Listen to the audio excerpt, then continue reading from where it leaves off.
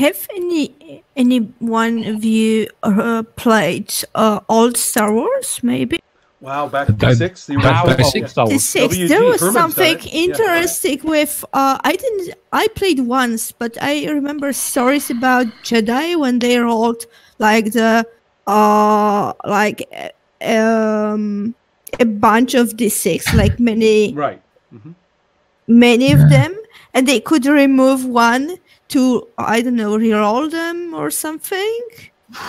It's been ages since I played that, so. That was the first game where you could, for example, you had a big pool of dice and you could split them into separate attacks and stuff like that. Yeah. That was the first game that really allowed you to manipulate the dice of your pool into different things. That's all I know, though. Okay.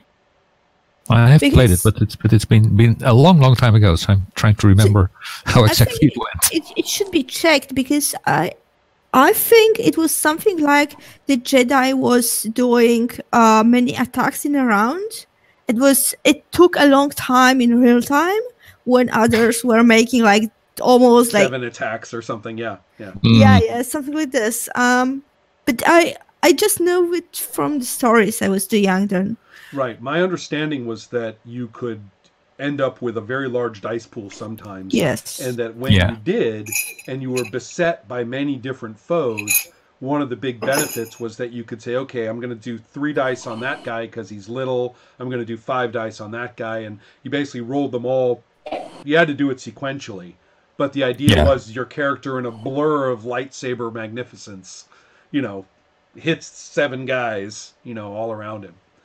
But you started out not being able to do that, so we I don't think we ever went that far. So it's a good point that we haven't talked about games which combine their who goes first with who goes first and gets lots of actions. And I am now pointing at lots of actions. What a wearing his Shadowrun, isn't it? Yeah. Wearing his Shadowrun T-shirt, which my knowledge of Shadowrun is limited, but my understanding is you could optimize for I will go first, and I will go first 4 times before anyone else gets to anything.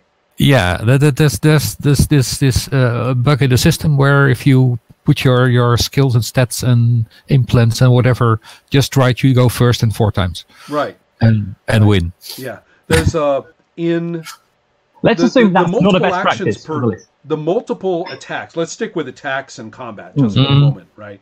But it goes back to Advanced Dungeons and Dragons. There were first Advanced Dungeons and Dragons where as you leveled up, you got to have multiple attacks per round, and the fighter's rate of increase was faster than everyone else's, was the idea. But the point is that all of a sudden, being able to attack twice in a round, or 3 times in a round, was incredibly important. I mean, incredibly. It was the huge the big game breaker. In Warhammer, it was connected to initiative. Like the first attack you get in the beginning of your initiative, and the second in the middle. Right. If you have 3, then it was like, I don't know, -10, -20. Yeah, then you started getting these sub-rounds. Yes. And so at least you couldn't just go bam, bam, bam. Yeah. And I've seen a number of systems that did that. One of them, which was more interesting than most of them, because what you ended up doing, you ended up getting a little bit like Burning Wheel. There was the rounds, but then it was beginning, middle, end. And so you ended up having these multiple sub-rounds and things that were I think it's less crazy in Burning Wheel, which I quite like in this regard.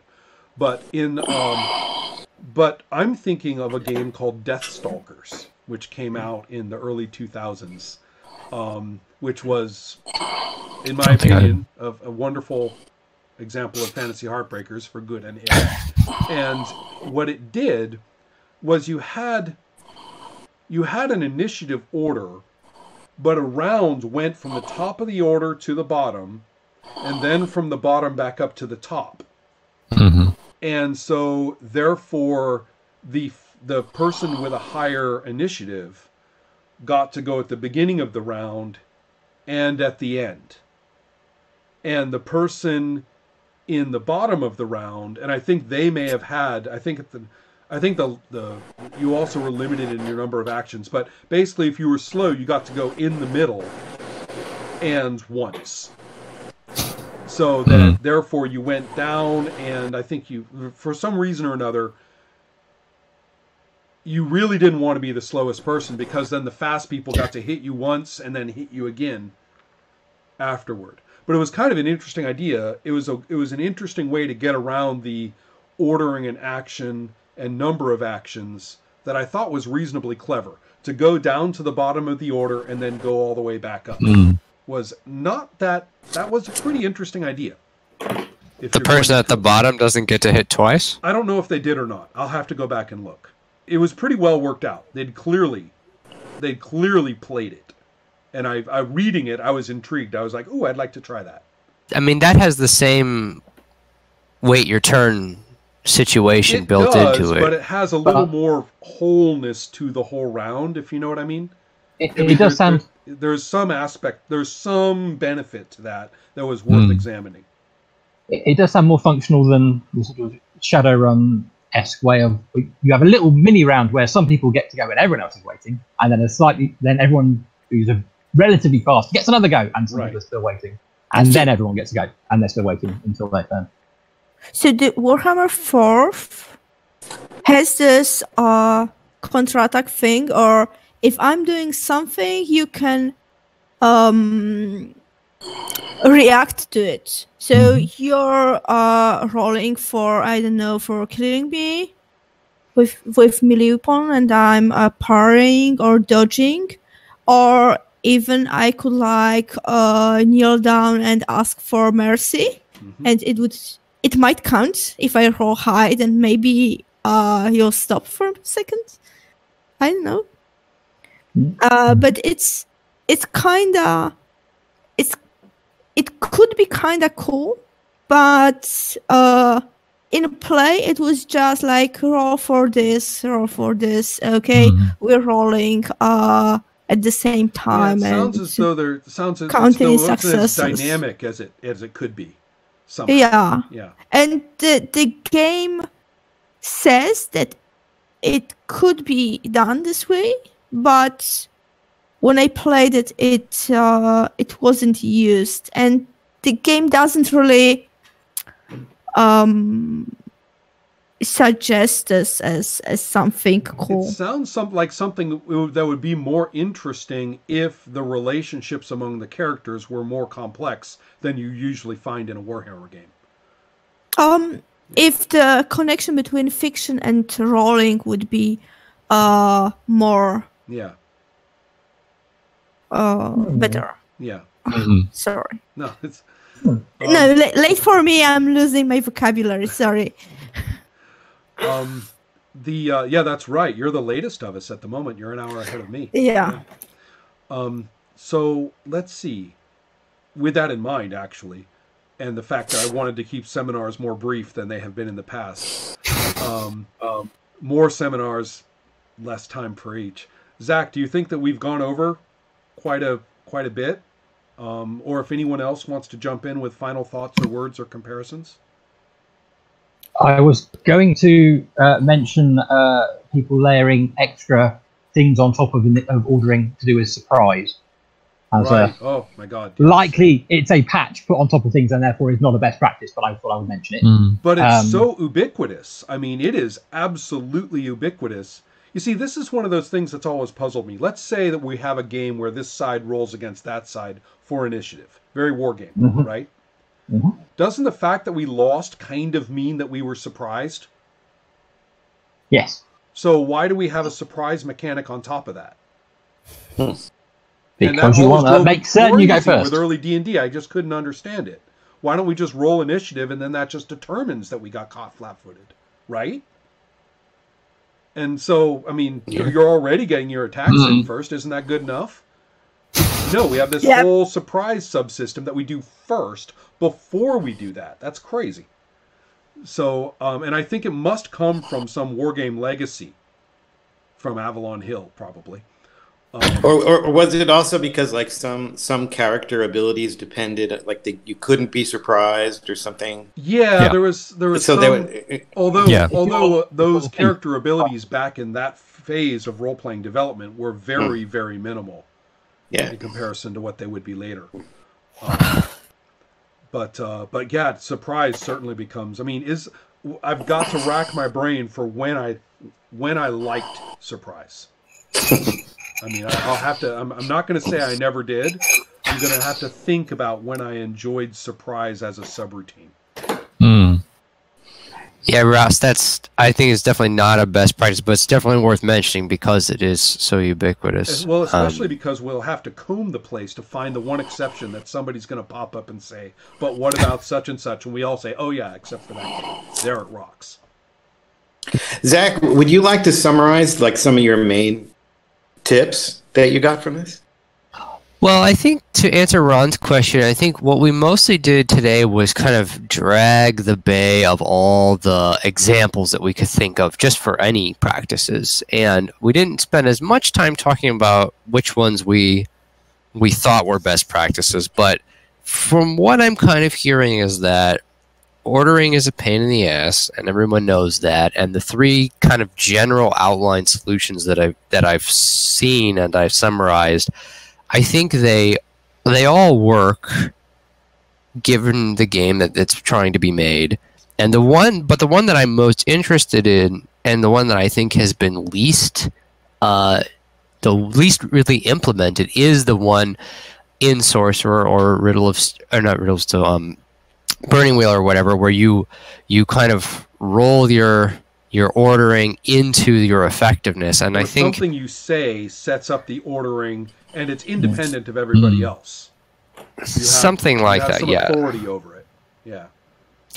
So GM says can work, and it is often used on top of existing systems and ignoring their ordering systems, which can be functional, but no, it's not easy to teach that or recreate it necessarily with people who don't know how to do that gracefully. The spotlight system works fine. I think there's plenty of systems that people are waiting their turns. If everyone's invested, creative agenda, then you're happy to watch and enjoy. So to me, the real work that I think can be done in design and play has to do with this combination of effectiveness and ordering. And what I heard was, the main things I heard that you guys were saying was that having that randomness in there, choice, random, choice. I really like what Ron said. The qualifier was, let's make sure that we don't bulk up both sides of the choice part. Then it becomes confusing, and you should really pick one side to emphasize. I think that's great. And a couple of you were saying about how if we're going to... Because speed as a stat that directly means priority in ordering is something that is true in like every video game, and I don't see that come up much in role-playing games. I think it's really curious. Cyberpunk 2020. I'm sure there are exceptions. There's a couple. One is that it factors into the initiative roll quite a lot. Right. In the later, after a bit. Early initiative was very fair, right? Just 50-50. Really. Yeah, I think even Warhammer 2nd Edition already had the you add your dexterity to the die roll. Right, and but that jumped in really fast. That jumped in, individualizing it jumped in really fast. Yeah. And then also in Champions, there's a speed stat that says how many of those phases you get. Right. So, which sounds hellish, obviously. You try it with the comic book logic. And in 7th C, I think 1st edition, there was a skill. I don't know. It was called panache.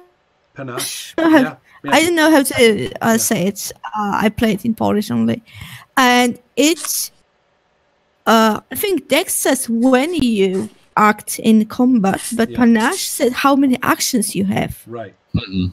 So if you had 4 panache, and it was the same as having high dex for 4, so it was normal stats. You had 4 actions in a round. So the two kind of major then best practice I think we're saying is that if you're going to do speed like this and make that a really consequential stat or element that's manipulatable in ordering, you also have to then make a range of things that you can do that are not all the same, where speed is not the best thing you can possibly do, and you have to sort of balance speed with a different kind of effectiveness or multiple types of effectiveness. The simplest is simply resource of energy. Resource So, what? it's a resource of energy, so that if you have a high speed, you just realize you can't maximize it all the time, and it'll burn yourself out. That's one way. It's record keeping, but it's one way to do it. Sure. And there are others in terms of different things having different impacts. Anyway, we could go on. There's a whole school, a whole library of things that are the variables that you would have to consider. Yes, and I wrote that down too. And the second one is, I don't think anyone contested this, which was that what makes, so waiting your turn is boring, and that's like the dreaded thing to do, but it doesn't have to be. And when doesn't it have to be? And I wonder if the two things you kind of said on that was, A, it doesn't have to be boring if we're watching the whole mess unfold because we have actions in motion, Right. i.e. stated intentions on the table, and then you react to those, and You then know we're it's kind of... coming. Right. Yeah. Right, and we're waiting to see, and we're all waiting to see at the same time what happens. That's more interesting, obviously. And then the second thing, which could be compatible with that, is having things that you can actually do. I think, Ron, you brought up Fourth Addiction and some champions to interrupt or in between all the other stuff unfolding. Oh, now I'm going to do a knockback, and now I'm going to give you an extra action, even though it's not my turn. Right. You know, Or it's not. so or that you kind get of, an extra. Yeah. All these things.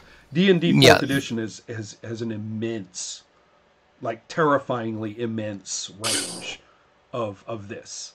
So but it's too much was the criticism from everybody, from Ross and from... there's a lot to learn. The dialogue that I'm having with Lorenzo right now about his game Crescent is that both of us dream of a sandblasted 4th edition D&D. You know, with a lot of complexity, but sandblasted so that it's not repetitive and overwhelming. But do you have any good idea what that looks like? Unfortunately, yes. Are you a patron? You can go and read what he thinks it looks like. I'm on the Patreon. Yeah. Sadly, I have a whole bunch of scribbles that I realize I better not go back and review, or else I'm gonna, I'm Make a character for his insane clerics game. It would be great. Yeah, I really have other things I need to be working on, and not that. Herman, was there anything else you wanted to jump in with? Nothing particular, no. Okay. I only wanted to say that the second category, Zach, I think got a little bit of short shrift in the conversation, and that we can follow up on the second category in more conversations. Of moves to do as interrupt? No, the second category of your three. So, anyway. Sounds good. Yeah, I'm sure there is. So, I guess that's it. Yep. Thank you, guys. That was great. Cool. Thanks for everybody. That was a lot of fun. See you later, everybody. Okay. Yeah. Peace. Bye-bye.